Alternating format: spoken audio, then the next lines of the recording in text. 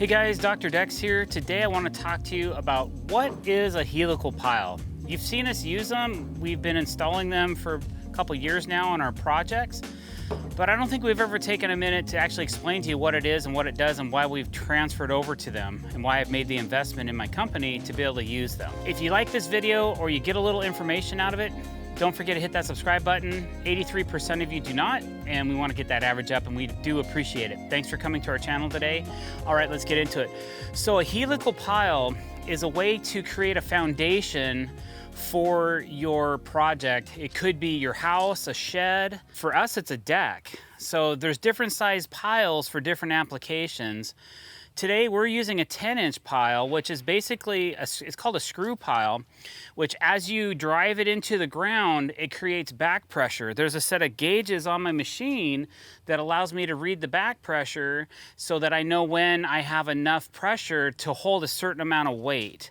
There's different sizes of piles that you can use, and they're in a corkscrew fashion. It's welded to a 3-inch diameter galvanized pipe, and this is 1/4-inch thick steel that's welded to this in a corkscrew. So as I add pressure from my machine, it digs down.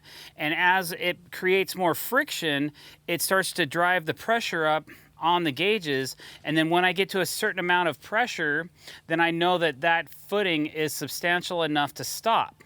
And then we'll cut it down, or we'll drive it all the way down. If we have to, we can add an extension to the pile to get it further down. So usually they come about 6 feet long, and one side of it has 2 holes in it, and that's what we adapt into our driver head. So if you want to do this, you have to have a machine that'll drive the driver head. It's high torque, low speed.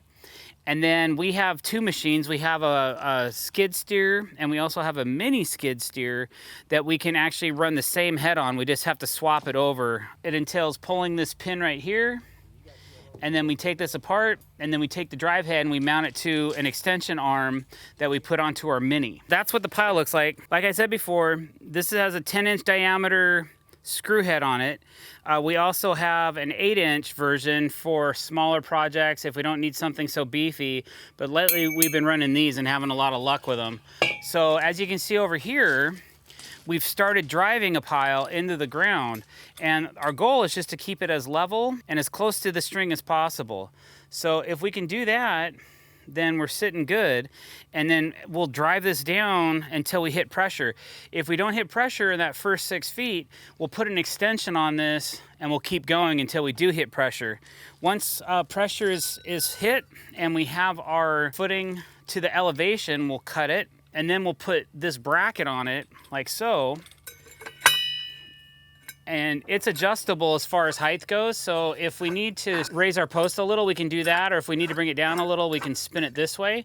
Once it's to the elevation we want and it's all done, then we put a set screw, we lock it in, and that's what keeps it from uplifting. Then we attach our 6x6 post with fasteners through both sides here, or through bolts. It just depends on what we're using. Usually we use some lag bolts, and then we're done. So there's no waiting for concrete to dry. There's no digging out large footing holes.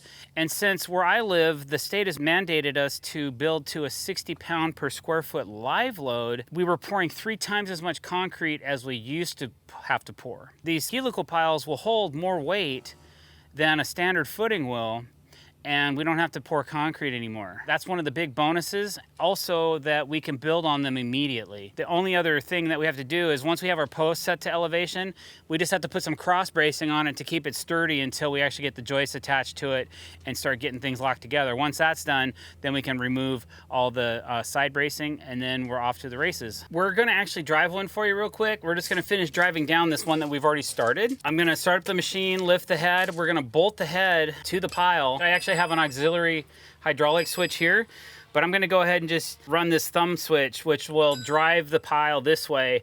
And if I need to, for some reason, back it out, I can actually rocker the switch backwards and it'll actually pull it the other way as well. That's where we're at, and we'll get that going and show you guys kind of how this is done.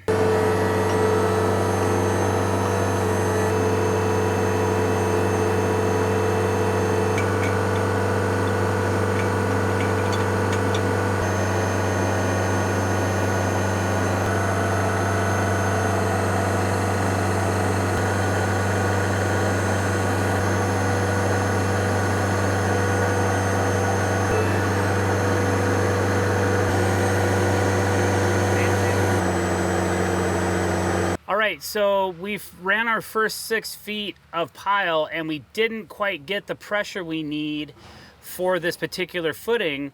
So we're gonna put a 6-foot extension on this and drive it another 6 feet and see if we can get to the pressure we're looking for. And then,